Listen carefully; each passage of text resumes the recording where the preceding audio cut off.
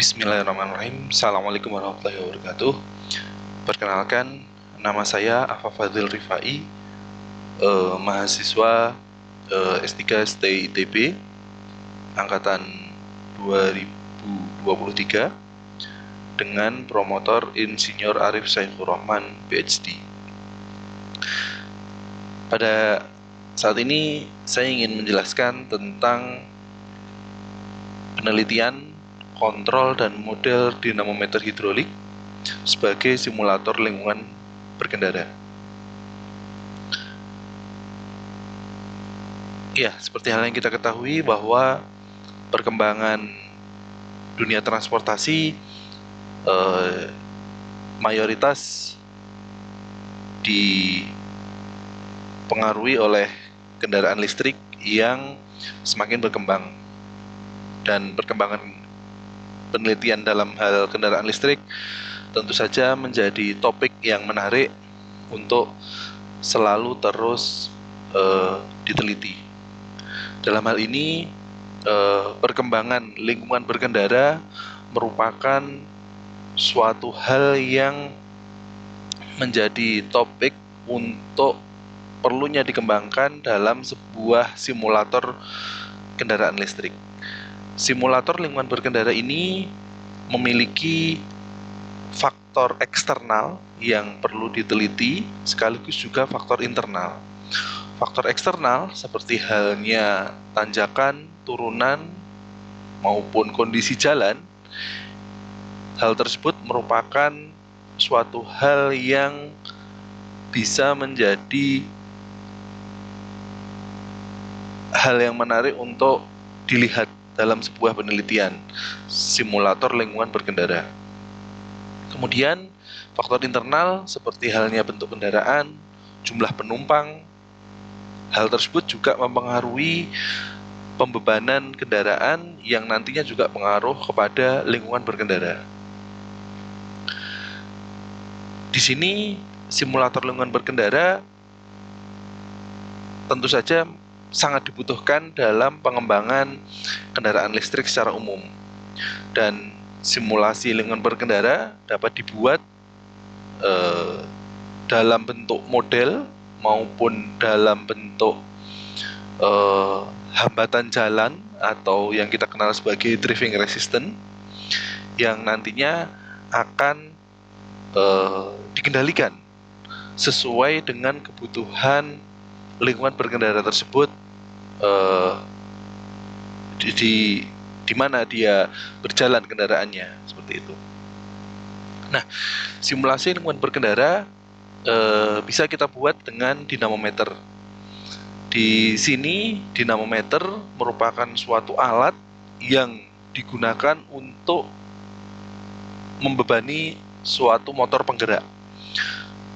Di motor penggerak kita bisa melihat nilai torsi atau nilai gaya yang diperlukan atau yang gaya yang dihasilkan oleh motor tersebut dengan alat dinamometer. Nah, di sini dengan dinamometer harapannya kita bisa mensimulasikan lingkungan berkendara tersebut sebagai pendukung kendaraan listrik. Nah, dengan adanya simulator kendaraan listrik, simulator lingkungan berkendara, kita akan melihat bahwa harapannya pengendalian dinamometer yang dilakukan sebagai lingkungan berkendara ini bisa konstan pada beban yang diinginkan. Jadi ketika motor terkopling dengan dinamometer, kondisi lingkungan berkendara itu tetap tidak berubah, maka controller ini nanti akan tetap pada nilai tertentu. Kemudian bisa juga dengan menahan beban jalan atau road load pada nilai tertentu, seperti halnya gambar yang ada di sebelah kiri. Nah, ekspektasinya tentu saja adalah kondisi idealnya yang orange ini, yang biru ini gitu. Ekspektasinya yang putus-putus, namun ketika aktualnya, ketika dia menahan, maka terjadi selisih seperti itu. Ya, ini harus dikejar sebaik-baiknya oleh pengendali supaya dia mampu untuk menahan pada beban tertentu. Kemudian kecepatan perubahan ketika kondisi jalan, tiba-tiba dia naik, ketika tiba-tiba dia turun atau naik, kemudian naiknya cepat seperti itu. Pembebanan tersebut juga harus mampu dilihat oleh pengendali dinamometer sebagai suatu hal yang tidak boleh terjadi ketidakstabilan pada model. Nah, di sini dari latar belakang tersebut kita akan melihat bahwa di pemodelan biasanya nanti akan ada masalah dalam tidak menggambarkan pada kondisi yang sebenarnya. Jadi model apabila banyak dilakukan linearisasi, kemudian mengabaikan beberapa variabel, maka itu akan tidak menggambarkan kondisi yang sebenarnya. Kemudian dalam perancangan pengendalian dinamometer, kadang ekspektasi yang kita inginkan itu belum mampu kita capai, sehingga nilai error yang terjadi antara aktual dan yang diinginkan itu masih besar, seperti itu. Nah, harapannya dengan penelitian ini model yang digunakan itu mampu untuk melakukan pendekatan sesuai dengan lingkungan berkendara yang sebenarnya. Kemudian dengan pengendali dinamometer kita bisa mengatur beban jalan sesuai yang kita inginkan, baik tanjakan, turunan, belokan, seperti itu. Perubahan-perubahan tersebut mampu diatur oleh simulator lingkungan berkendara.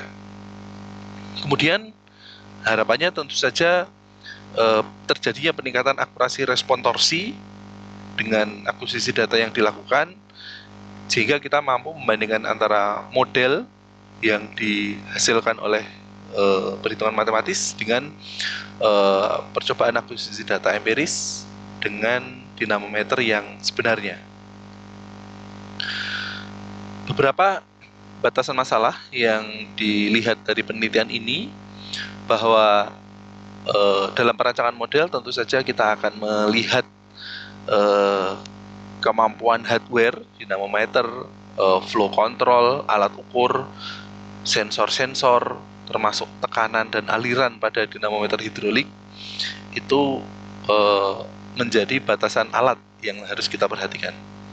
Kemudian jenis dinamometer yang digunakan itu adalah dinamometer yang terhubung langsung antara motor dan generator, antara motor dan pompa. Motor dan pompa terhubung langsung tanpa adanya pompa pendorong yang dapat diatur bebas. Hipotesis penelitian yang digunakan yaitu adalah harapan bahwa model non-linear ini dapat merepresentasikan sistem pada kondisi yang lebih mendekati lingkungan yang sebenarnya, karena model dengan linearisasi biasanya dia tidak menggambarkan pada lingkungan yang sebenarnya. Kemudian penambahan pengendali harapannya dapat meningkatkan akurasi respon torsi dari dinamometer, sehingga kita bisa meningkatkan respon tersebut melalui pengendalian. Kemudian error saat akuisisi data kita bisa melihatnya dengan membandingkan antara model dan hasil akuisisi data yang diukur. itu bisa kita bandingkan sehingga error yang dihasilkan itu dapat kita minimalisir. Kebaruan penelitian yang saat ini kira-kira terbayang bahwa pengembangan model dinamometer ini perlu dilakukan secara non-linear dengan melihat pengaruh dead zone dan saturasi pada fluida hidrolik. Beberapa penelitian hanya melihat faktor non-linearnya tanpa melihat pengaruh fluida hidroliknya, yaitu khususnya pengaruh dead zone dan saturasi ini pada kontrol non-linear, sehingga harapannya kondisi lingkungan berkendara itu mirip dengan kondisi yang sebenarnya. Kemudian pengembangan metode pengendali perlu juga dilakukan sebagai peningkatan respon dari kondisi model yang dihasilkan, seperti itu.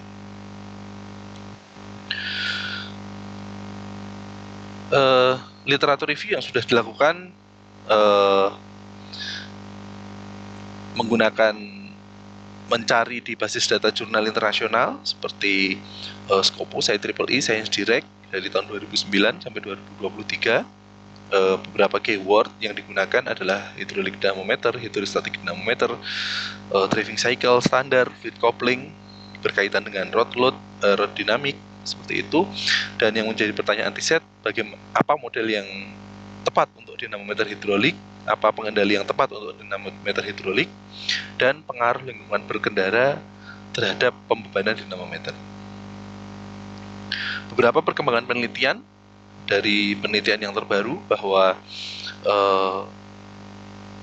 dalam hal dead zone, load zone, dan saturation zone pada pembebanan non-linear itu sudah diteliti dengan membandingkan dengan pengukuran empiris, namun belum dilakukan pada dinamometer. Ini hanya pada servo pump saja.